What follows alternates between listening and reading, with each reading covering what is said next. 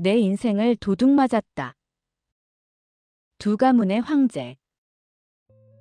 제1막 발견. 성실이라는 이름의 가장 완벽한 가면. 제1화 0.5mm의 틈. 무너지는 안온한 제국. 선희의 아침은 언제나 습도 45%, 온도 24도의 정갈함 속에서 시작된다. 쉰이라는 나이가 믿기지 않을 만큼 팽팽한 피부와 흐트러짐 없는 쪽진 머리. 그녀는 스스로를 잘 가꾸어진 분재라 생각했다. 5급 공무원으로 퇴직을 앞둔 남편 태수는 그 분재를 바치고 있는 가장 견고한 화분이었다. 여보, 넥타이 비뚤어졌어요. 허허, 역시 당신 없으면 내가 어떻게 사나 몰라. 태수의 웃음은 늘 인자했다. 그 웃음은 강남의 30평대 아파트, 주말마다 나가는 교회, 명문대에 진학한 아이들 위로 쏟아지는 따스한 햇살 같았다. 하지만 그 햇살이 사실은 정교하게 조작된 조명이었다는 사실을 알게 된 건 아주 사소한 소지품 하나 때문이었다. 화요일 아침, 태수가 서둘러 출근하며 두고 간 낡은 가죽 지갑. 평소라면 거실장에 고이 올려두었을 선이었지만 그날따라 지갑 귀퉁이로 삐져나온 영수증 조각이 뱀의 혀처럼 그녀를 유혹했다. 대구 수성구 베이커리. 결제 금액 85,000원. 선희의 미간이 미세하게 떨렸다. 지난 주말 태수는 관악산으로 동창 모임을 간다며 새벽같이 집을 나섰다.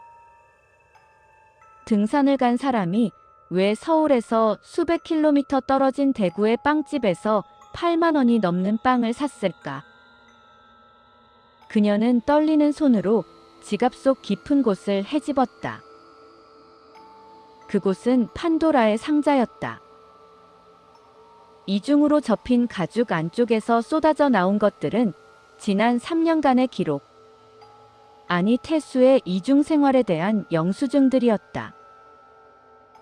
대구 마트에서 산 유아용 영양제, 수성구 주유소, 대구 소재의 소아과 병원비. 대구. 당신이 왜 거기서 병원비를 내? 입술이 파르르 떨렸다. 선희는 거실 벽에 걸린 대형 가족 사진을 응시했다.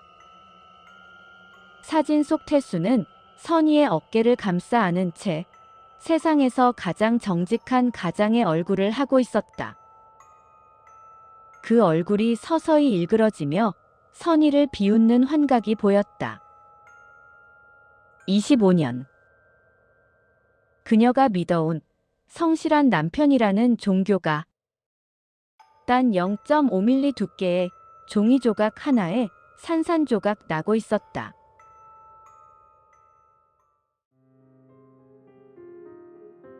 제2화 낯선 도시 1205호의 지옥. 선희는 울지 않았다. 눈물보다 먼저 차가운 냉기가 전신을 감쌌다. 그녀는 남편에게 전화하지 않았다. 쥐를 잡으려면 쥐구멍을 막는 게 우선이었다. 금요일 오후, 선희는 검은색 렌터카를 빌려 남편의 퇴근길을 뒤쫓았다. 태수의 차는 망설임 없이 경부 고속도로를 탔다. 평소 시속 100km를 넘기지 않던 남편의 차가 그날따라 마치 날개를 단 듯 140km로 질주했다. 백미러로 얼핏 보이는 태수의 얼굴은 평소 집에서 보던 지친 중년의 모습이 아니었다. 그는 유행가를 흥얼거리고 있었고 운전대를 가볍게 두드리는 손가락에선 설렘이 묻어났다. 대구 수성구. 서울의 웬만한 아파트보다 비싸다는 신축 브랜드 단지 앞에 태수의 차가 멈췄다. 익숙하게 지하 주차장 로열석에 차를 세운 태수는 뒷좌석에서 커다란 선물 꾸러미와 최고급 한우 세트를 꺼냈다. 선희는 심장이 입 밖으로 튀어나올 것 같은 통증을 느끼며 엘리베이터 표시 등을 지켜봤다. 12층. 복도는 정적에 잠겨 있었다. 선희가 1205호 비상구 틈새로 숨어든 순간 도어록 해제 소리와 함께 아이의 명랑한 외침이 터져 나왔다. 아빠, 왜 이제 와? 내가 얼마나 기다렸는데. 중학생쯤 되었을까? 남편을 꼭 빼닮은 소년이 태수의 품으로 날아들었다. 태수는 아이를 번쩍 들어올리며 단 한 번도 집에서 보여준 적 없는 호탕한 웃음을 터뜨렸다. 우리 아들 민호. 일주일 동안 공부하느라 힘들었지? 자, 아빠가 민호 좋아하는 한우랑 아이패드 사왔다. 아들 민호. 선희의 세상이 암전되었다. 자신의 아들 준호에게는 공무원 월급 뻔한데 사치 부리지 마라. 고기는 명절에나 먹자며 짠돌이 행세를 하던 남자였다. 그런 그가 이곳에서는 마치 재벌 회장이라도 된 듯이 돈을 뿌리고 있었다. 그때 문 안쪽에서 한 여자가 걸어 나왔다. 오미정. 선희보다 적어도 10살은 어려 보이는 관리된 피부와 얇은 실크 슬립 차림의 여자였다. 그녀는 익숙하게 태수의 넥타이를 풀고 그의 뺨에 입을 맞췄다. 당신 고생했어. 민호 이번에 전교 5등 했어. 당신이 약속한 상금 줘야겠는데? 태수는 미정의 허리를 끌어안으며 집 안으로 사라졌다. 문이 닫히는 소리는 선희의 영혼을 절단하는 단두대의 소리였다. 25년의 세월이 그 단단한 현관문 너머에서 노골적으로 조롱당하고 있었다.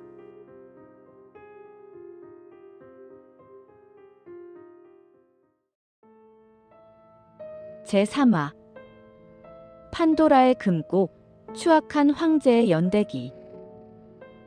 선희는 대구의 차가운 차 안에서 밤을 꼬박 새웠다. 분노는 서서히 정교한 복수심으로 치환되었다. 다음 날 아침, 태수가 아이를 축구 교실에 데려다 주러 나간 사이 선희는 근처 백화점에서 정성스럽게 포장된 최고급 과일 바구니와 갓 구운 빵 꾸러미를 샀다. 그녀는 헝클어진 머리를 정돈하고 가장 인자한 사모님의 미소를 지으며 관리사무소 문을 두드렸다. 아이고, 고생 많으시네요. 제가 이번에 12층으로 이사 오게 된 사람인데 인사가 늦었어요. 다 같이 좀 나눠 드세요. 선희가 건넨 묵직한 과일 바구니와 달콤한 빵 냄새에 경계심 가득하던 직원의 얼굴이 단번에 풀렸다. 선희는 자연스럽게 소파에 앉으며 말을 건넸다. 근데 저기 1205호 분들 참 인상이 좋으시더라고요. 어제 잠깐 뵀는데 남편분이 어찌나 다정하시던지. 우리 남편도 좀 보고 배웠으면 좋겠어서요. 직원은 기다렸다는 듯 입을 열었다. 아이고, 1205 강 선생님요. 말도 마세요. 여기 단지에서 소문난 1등 신랑이세요.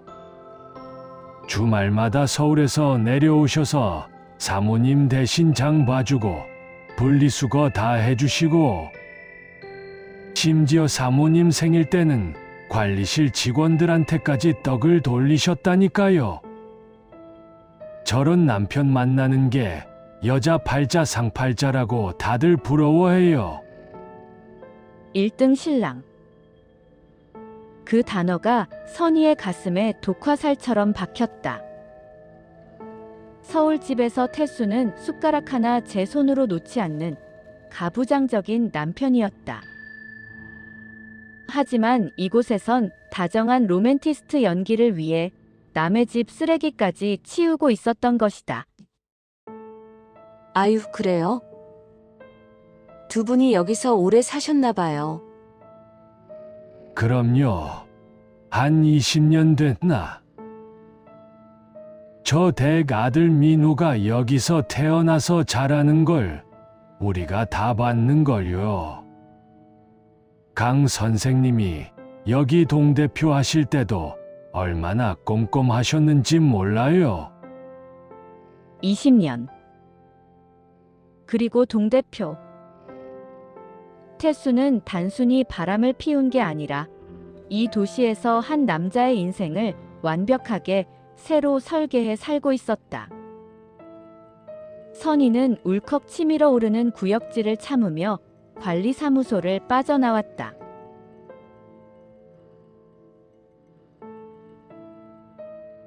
제4화 사리를 담은 저녁 식사.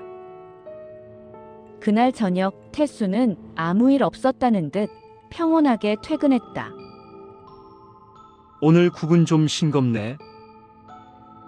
당신 요새 신경이 좀 분산된 거 아니야? 태수는 뻔뻔하게 반찬 투정을 하며 지우의 임용고시 성적을 체크했다. 선희는 국그릇을 내려놓으며 남편의 눈을 똑바로 응시했다. 여보, 대구 빵집은 맛있던가요? 식탁 위로 정적이 내려앉았다. 태수의 숟가락이 국그릇 가장자리에 부딪히며 기분 나쁜 쇳소리를 냈다. 하지만 그는 베테랑이었다. 찰나의 흔들림을 지우고 헛기침을 하며 대꾸했다. 빵? 아, 출장 갔을 때 직원이 사준 거 말하는구나. 그걸 아직도 기억해? 당신 참 피곤하게 산다. 출장? 당신 지갑에 있던 3년치 영수증도 다 직원이 대신 결제해 준 건가 보네. 주유소, 약국, 소아과.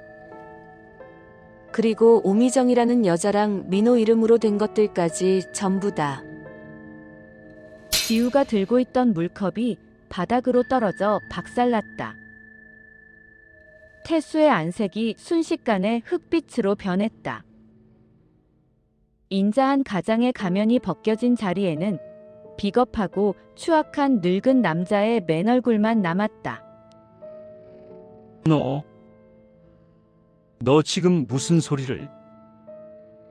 당신 퇴직금 미정이가 유학자금으로 쓰기로 했다며.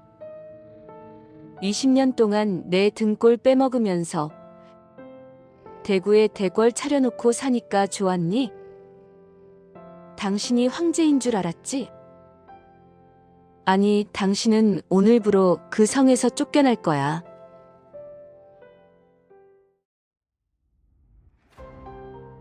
제5화 적의 심장부, 전쟁의 서막. 다음 날 선희는 아이들을 친정으로 보냈다. 그리고 다시 대구 1205호로 향했다. 이번에는 숨지 않았다. 당당하게 배를 눌렀다. 문을 연 미정은 선희를 보자마자 비릿한 미소를 지었다. 어머, 형님. 생각보다 늦으셨네? 태수 씨한테 얘기 들었어요. 이제 알 건 다 아셨다면서요? 미정은 선희를 거실로 들였다. 거실 벽면은 태수가 쓴 연서들로 도배되어 있었다. 나의 유일한 안식처 미정에게 우리 아들 민호를 위해 목숨도 바치겠소. 당신 부끄럽지도 않아? 남의 가정을 파탄내고 20년을 기생충처럼 살았으면서 기생충. 호칭이 좀 심하시네. 태수 씨가 그랬어요. 서울 집은 그냥 껍데기라고. 애들 대학만 보내면 당신이랑 이혼하고 여기로 오겠다고 손가락 걸고 약속했단 말이에요. 나도 내 20년을 보상받아야겠어요. 퇴직금 절반, 그리고 이 아파트. 절대 못 내놔요. 선희는 아득해지는 정신을 붙잡았다. 그때 미정의 화장대 위에 놓인 낯선 약봉지와 법인카드 영수증 뭉치가 보였다. 선희의 입가에 서늘한 미소가 번졌다. 남편의 죄는 단순히 불륜이 아니었다. 공직자로서의 횡령, 배임, 그리고 탈세.